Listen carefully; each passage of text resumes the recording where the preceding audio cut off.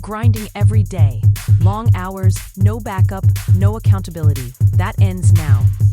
The Empower Solopreneur Mastermind gives you one simple advantage: a weekly power session that turns isolation into domination. Every Friday morning on Zoom, you'll get real coaching and real feedback to make real moves. Join a group of driven professionals in a program designed for solopreneurs and people working at home. Stop getting stuck. Start scaling. Seats are limited. Lock in yours today at modernobserver.com/empower-mastermind.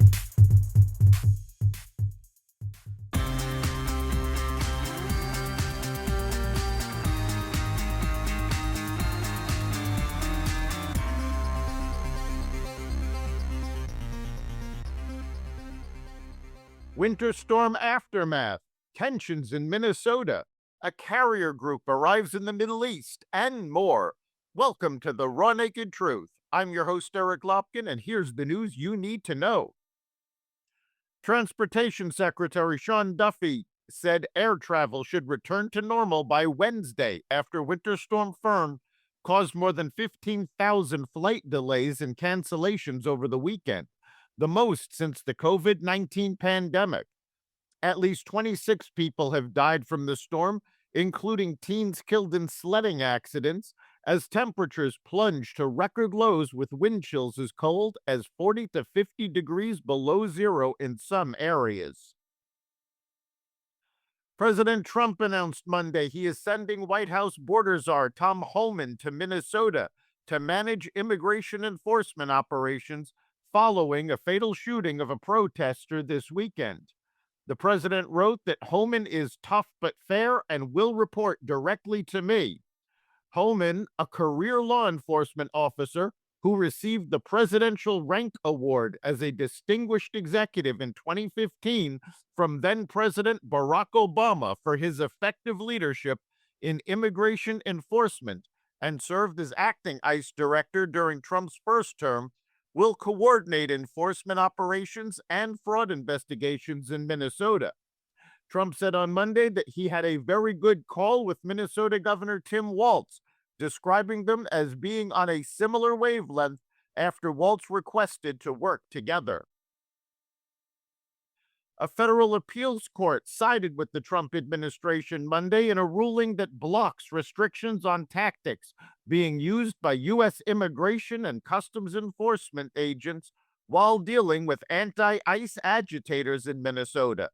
The ruling by the three-judge panel, 8th U.S. Circuit Court of Appeals, put a stay on a lower court ruling that prevented officers from arresting, detaining, pepper spraying, or retaliating against protesters in Minneapolis without probable cause as anti-ICE agitators continue to confront authorities carrying out enforcement operations. We accessed and viewed the same videos the district court did, the appeals court said in the ruling. What they show is observers and protesters engaging in a wide range of conduct, some of it peaceful, but much of it not. They also show federal agents responding in various ways. A Fox News digital investigation reports that encrypted signal messages and activist databases show far-left rapid responder networks were already mobilizing protesters outside a Minneapolis donut shop before the fatal shooting involving Border Patrol agents on Saturday. Federal officers were attempting to arrest an illegal immigrant when 37-year-old Alex Preddy and other demonstrators confronted them. Part of what the report describes as a coordinated effort to interfere with enforcement operations. After Preddy was shot and killed, socialist and Marxist-linked groups quickly used videos, social media, and organized messaging to spark protests nationwide, framing the incident as an execution and calling for strikes and mass demonstrations. The investigation details how activists tracked suspected ICE vehicles, summoned backup in real time, and distributed supplies while senior officials, including Vice President J.D. Vance, described the unrest as engineered chaos driven by organized extremist networks. A West Virginia librarian has been charged after she allegedly posted videos seeking to recruit assassins targeting President Donald Trump. The Jackson County Sheriff's Department in West Virginia announced Sunday evening that Morgan L. Morrow of Ripley, West Virginia, was charged with one count of making a terroristic threat.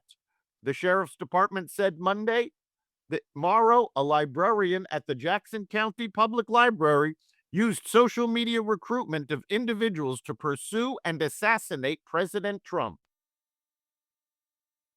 The aircraft carrier USS Abraham Lincoln and 3 accompanying warships have arrived in the Middle East, bringing a renewed potential that President Donald Trump could opt to order airstrikes on Iran over its crackdown on protesters. The carrier, along with 3 destroyers, is currently deployed to the Middle East to promote regional security and stability, U.S. Central Command said Monday on social media. The strike group was in the Indian Ocean, Central Command said, and not in the Arabian Sea, which borders Iran. It will bring thousands of additional service members to the region, which has not had a U.S. aircraft carrier since the USS Gerald R. Ford was ordered in October to sail to the Caribbean as part of a pressure campaign on then Venezuelan President Nicolas Maduro. Israel said it recovered the remains of the last hostage still unaccounted for in Gaza, Master Sergeant Ran Gvili. He was killed while fighting Hamas militants. The recovery could allow ceasefire talks to move into their next phase. NATO Secretary General Mark Rutte insisted Monday that Europe is incapable of defending itself without U.S. military support and would have to more than double current military spending targets to be able to do so.